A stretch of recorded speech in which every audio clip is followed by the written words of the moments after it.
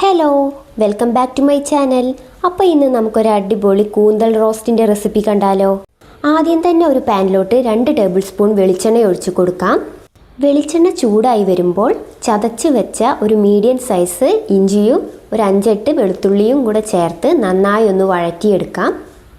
ഇഞ്ചിയും പച്ചമുളകും മൂത്ത് വന്നാൽ നമുക്ക് ചെറുതായി അരിഞ്ഞു വെച്ച ഒരു 4 മീഡിയം സൈസുള്ള ഉള്ളി ചേർത്ത് കൊടുക്കാം. ഉള്ളി ഒരു ബ്രൗൺ നിറമാകുന്നത് വരെ നമുക്ക് ഇങ്ങനെ ഇളക്കി കൊടുക്കാവുന്നതാണ്. ഇപ്പോൾ ദാ ഉള്ളീൻ്റെ നിറമൊക്കെ മാറി വന്നിട്ടുണ്ട്. ഇനി നമുക്കിതിലേക്ക് പൊടികളെല്ലാം ചേർത്ത് കൊടുക്കാം. 1 ടേബിൾ സ്പൂൺ കുരുമുളക് പൊടി, 1 ടേബിൾ സ്പൂൺ മുളക് പൊടി, 1/4 ടേബിൾ സ്പൂൺ മഞ്ഞൾപ്പൊടി, 1/4 ടേബിൾ സ്പൂൺ ജീരകപ്പൊടി, ഇവയെല്ലാം കൂടെ ചേർത്ത് നമുക്കൊന്ന് നന്നായിട്ടൊന്ന് വഴറ്റിയെടുക്കാം.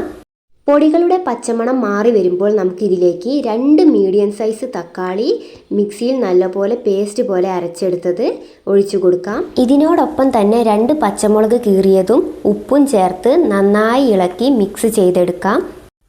ഇപ്പോൾ ദാ ഗ്രേവി കുറുകി വരാൻ തുടങ്ങിയിട്ടുണ്ട്. ഇനി ഇതിലോട്ട് നമുക്ക് 1/2 ടീസ്പൂൺ ഗരം മസാല ചേർത്ത് കൊടുക്കാം. ഗരം മസാലയുടെ പച്ചമണം ഒന്ന് മാറുമ്പോൾ നമുക്ക് ഇതിലേക്ക് 1/2 കപ്പ് വെള്ളം ചേർത്ത് കൊടുക്കാം.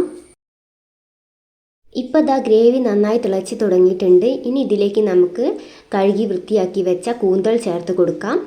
ഞാനിവിടെ 1/2 കിലോ കൂന്തളാണ് എടുത്തിട്ടുള്ളത്. അതോടൊപ്പം തന്നെ ഗ്രേവിക്ക് ആവശ്യമുള്ള ഉപ്പും ചേർത്ത് കൊടുക്കാവുന്നതാണ്.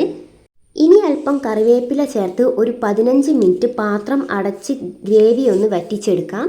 ഇപ്പോൾ ദാ ഗ്രേവി എല്ലാം നന്നായി കുറുകി വന്നിട്ടുണ്ട്. ഇനി അല്പം മല്ലിയിലയും കൂടെ ചേർത്ത് കൊടുത്താൽ കൂന്തൽ റോസ്റ്റ് റെഡി. എൻ്റെ ഇന്നത്തെ റെസിപ്പി ഇഷ്ടപ്പെട്ടാൽ എല്ലാവരും എൻ്റെ ചാനലൊന്ന് സബ്സ്ക്രൈബ് ചെയ്യണം. അതുപോലെ ലൈക്ക് ചെയ്യാനും കമൻറ്റ് ചെയ്യാനും മറക്കരുതേ.